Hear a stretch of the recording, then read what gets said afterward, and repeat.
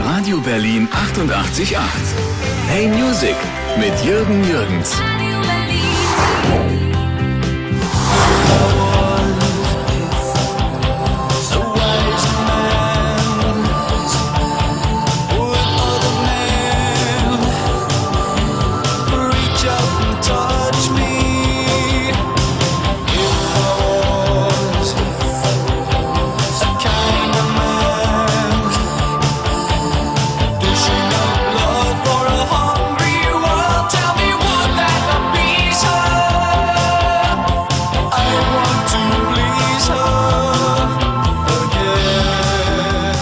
Midge Ure, I think you're one of the silent giants of pop music.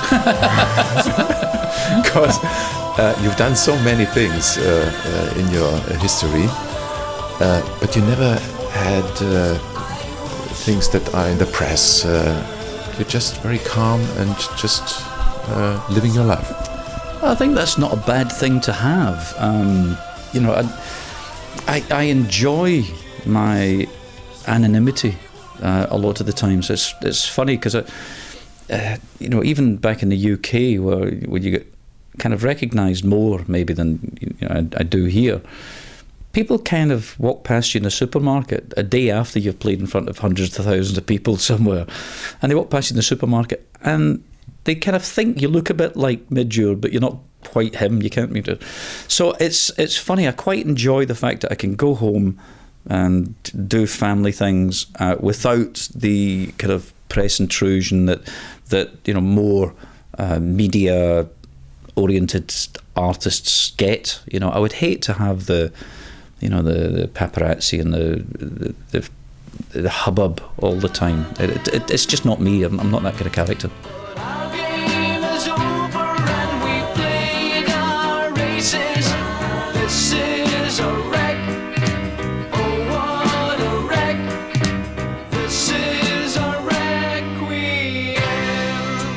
This new album, it's the album after 10 years. It's that long? It's longer, I think. I think it's probably nearer 12 years since my last new music album. But it wasn't because I couldn't come up with ideas. I just had huge periods of doubt as to whether there was any point in making a new record anymore, because the music industry has changed so much, and I wasn't sure I wanted to be part of that anymore.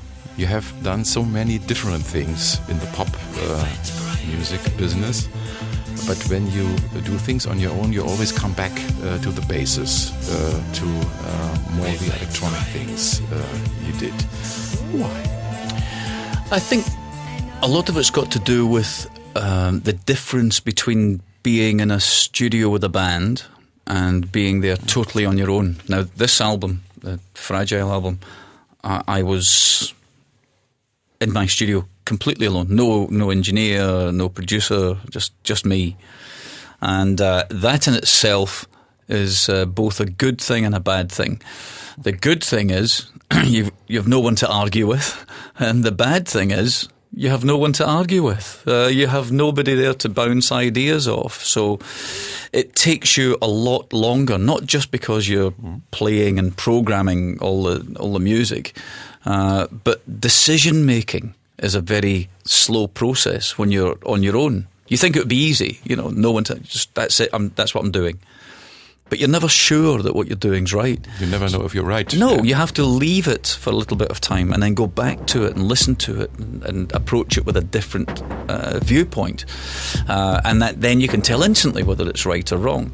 So that in itself takes a long time. So, the electronics play a big part of that. When you are on your own, you're playing with sounds and textures and ambiences and looking for something that's slightly different from what you would normally do with a band. Very important are the lyrics, because you said this album is quite a diary for you, and so I think it's a very private thing to tell things like this. I think if you're going to be honest about writing, I mean, it's easy to sit down and create a little story in your head about what a song's about. You know, you can write about someone getting in a car and trucking down the highway, like millions of people do. But it's not real. That's, you know, if you're going to write something that's real, you write something that's personal, that's happened to you, that you experience, that you feel, good and bad. And this album kind of covers, because it's taken such a long time to put together, it covers a lot of good and bad that's happened in my life. So I write about that stuff in a very open way, because I believe that someone somewhere will connect with those songs, because I'm basically writing about their lives as well, that they've been through the same things or something similar, and they will relate to it. And that, to me, is what music should be all about. You should be able to have some emotional connection to what someone else is saying. And that's what makes it yours. When you discover an artist, when you discover a new piece of music, you discover it because the person singing it and writing it is talking about your life. In the beginning, nobody really thought that this could be very successful, because the Vienna thing, nobody really thought that this would be a hit. No, not at all. No, but when you look back at it, you know, people look back. Hindsight's a wonderful thing. You know, we can all be smart after the fact, and people look back and say, of course Vienna was going to be a hit. It was obviously a hit. No, it wasn't obviously a hit. It was 4 minutes long, and it was an electronic ballad with a viola solo in it that speeds up. You know, it went against everything that was in the charts at the time, and maybe that's why it was successful, because in a way, it was our Bohemian Rhapsody or our Wuthering Heights. You know, it was an oddity. It was a strange thing but also being strange, it was a breath of fresh air. It was something new and different that people have. It could quite easily have disappeared and never been played on the radio. Therefore, I would be sitting here now talking to you probably. But it did what it did. It was a classic example of what Ultravox do best, and that's not listen to anybody. You know, not listen to what you're told.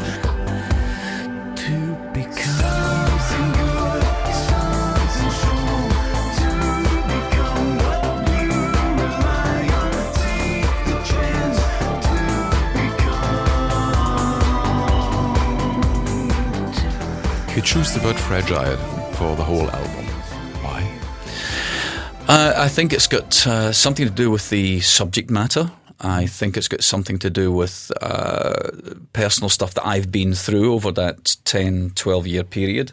And it's quite well documented. I had a bit of a problem with alcohol and the excesses that you're kind of encouraged to have in this bizarre industry that we're part of, and I just think that if you have like anybody in any walk of life, anyone in any job anywhere in the world, if you have a series of events that land at the wrong time, in the right order or the wrong order, it can take you places you didn't really intend to go.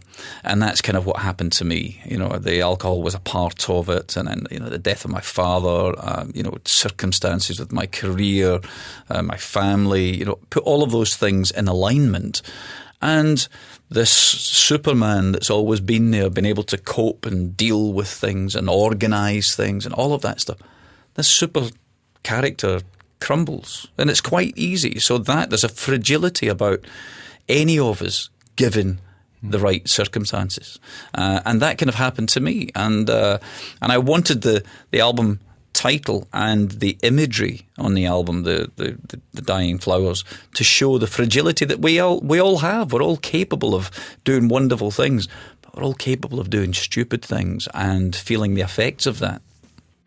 Well, it's all fragile. You look at the world around you right now, I mean today, and you look at the news and you see what's going on in Israel and Palestine, and you see what's going on in Kenya, and you see what's going on all around the world.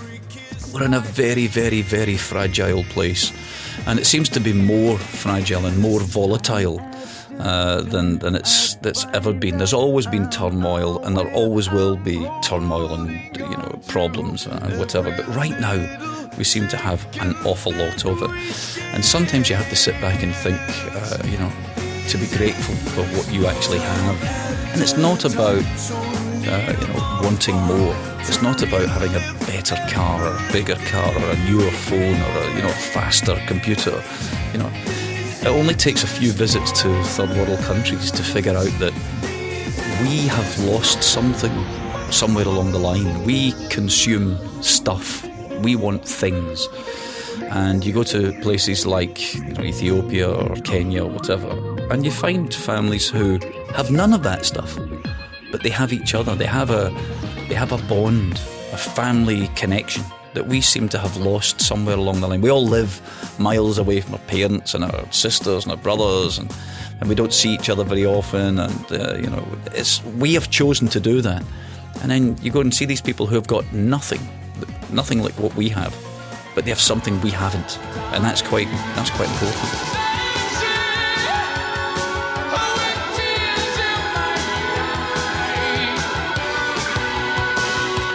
Do you have connections to Ethiopia, and do they know it's Christmas and all the things that happened around Band Aid till today? Yeah, I'm still a Band Aid trustee. That's the body of people that we set up to oversee the spending of the money, and it was originally set up for 6 months. It's now 30 years this year, which is quite incredible. I'm still an ambassador for Save the Children. So I still, every so often, not that often, I still go out to Africa on various trips. In fact, I have one of my daughters is out in Kenya right now as a VSO, which is a voluntary services overseas. So she's a student. She's spending 3 months in Kenya doing exactly what I've been doing for the last 30 years, which is just quite incredible. So there is another generation kind of still getting involved and still wanting to make a change. So it's not a bad thing. And it helps year by year. You know what? It all helps. The big thing that I have experienced after Band Aid and Live Aid and Live 8 and all of those things is the cynical media, saying, did it make a difference? Did it change anything? Because there's still famine in Africa, and there's still people there that are dying of starvation, and there's still... And the difference is I've met people who were, children in aid camps back in the early, mid-80s, and who have now survived and now grown up because of Band Aid and Live Aid and all of that stuff. So it does make a difference. All of it. It's like someone once said, told me a story about two people walking along a beach next to the shore, and there were thousands of starfish, these little star-shaped fish, all on the beach, all out the water. And they said, well, we need to do something about putting them back in the water. And the other one said, well, why? There are thousands of them. You can't save them. And the first person picked one up and put it back in the water and said, well, that's one. And that's how it has to be. It has to be one step at a time.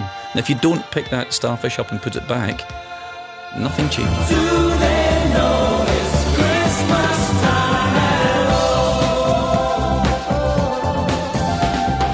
Here's to you, raise a glass for everyone. Here's to them underneath that running sun. Do they know it's Christmas time? It's not the best song in the world, but it did a great job. It did a fantastic job.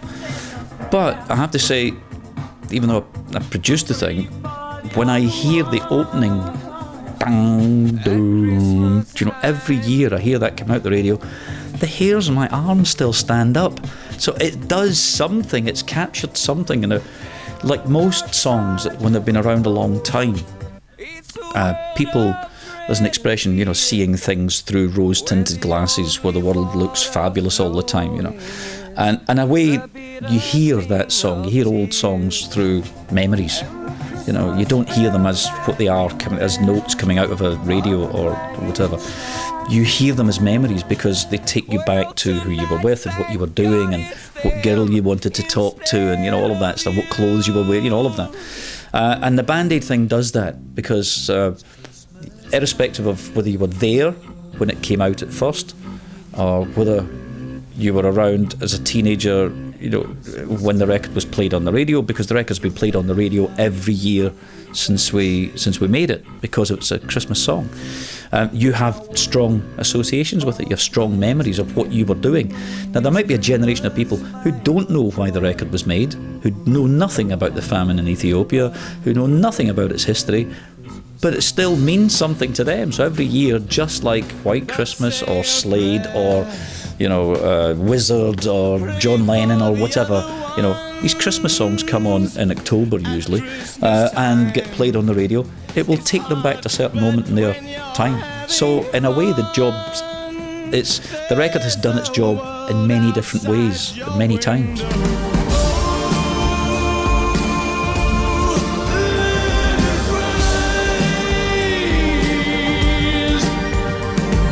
I talked to Schiller 2 years ago. I said, you have to go to this place, because Schiller on stage, looking in the eye of Schiller. Of Schiller, the statue. That's beautiful.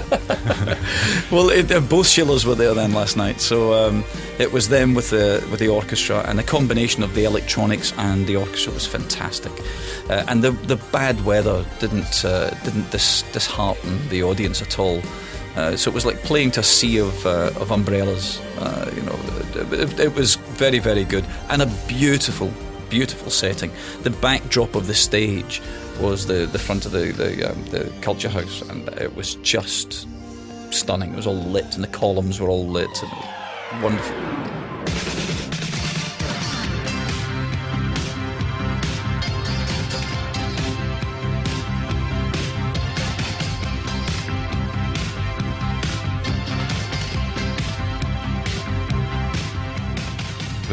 Done over the years a few things with German guys. Conny Plank, you've worked with one of the gurus of producing here in Germany. What makes the difference to work with different musicians of different countries?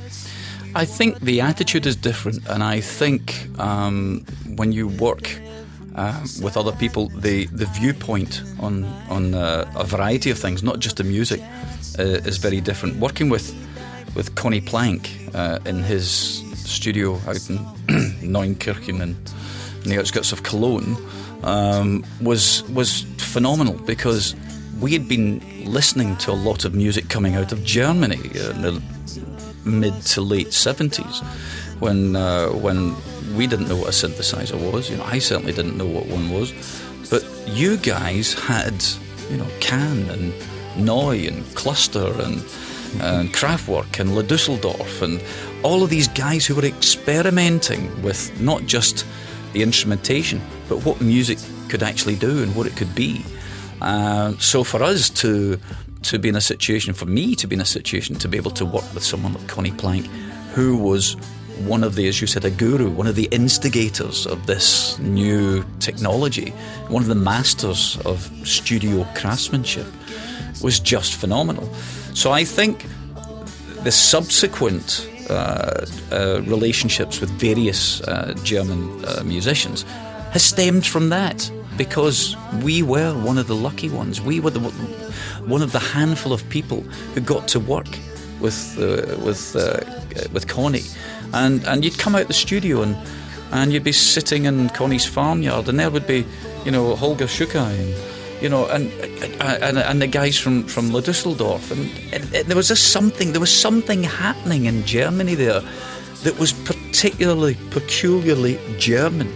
You know, it was so Germanic in its way that we wanted to be part of that, and we were allowed in. And I think early Eurythmics were allowed in as well, and Gianna Nannini was allowed to be part of that, and it was just a great thing. So that association has carried on. So it's great for me, because I get to work with people like Christopher from Schiller, and it's a joy for me to come and do these things.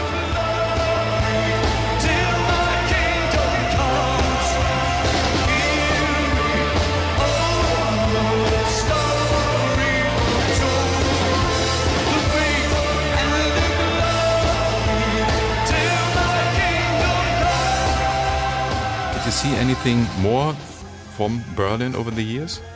I've seen. I've just passed the zoo on the way here, which is where the record companies used to put Ultravox all the time when we were here. But you have to remember that when we first started coming to Berlin, Berlin was an island in the middle of the East, and you had to drive because you didn't have the money for flights.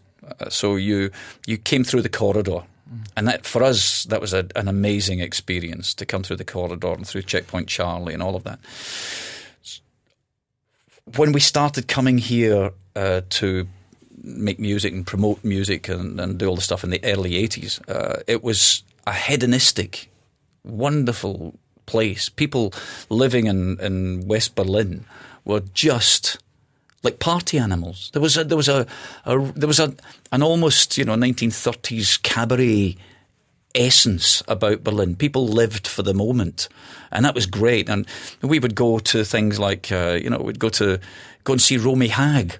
Go to a cabaret show in the evening and a night off, and that was all the things you couldn't do back in the UK and in the Western world, because you were surrounded by this kind of Eastern bloc. It was just this wonderful, vibrant place. I think that's probably why Bowie came here, and Eno, and all of those, Fripp, all those guys, because there was something happening, something buzzy here. So we've seen that develop right through to the wall coming down, right through to the unification, the reunification, I should say, to this vibrant, major city that it is now. It's great. To become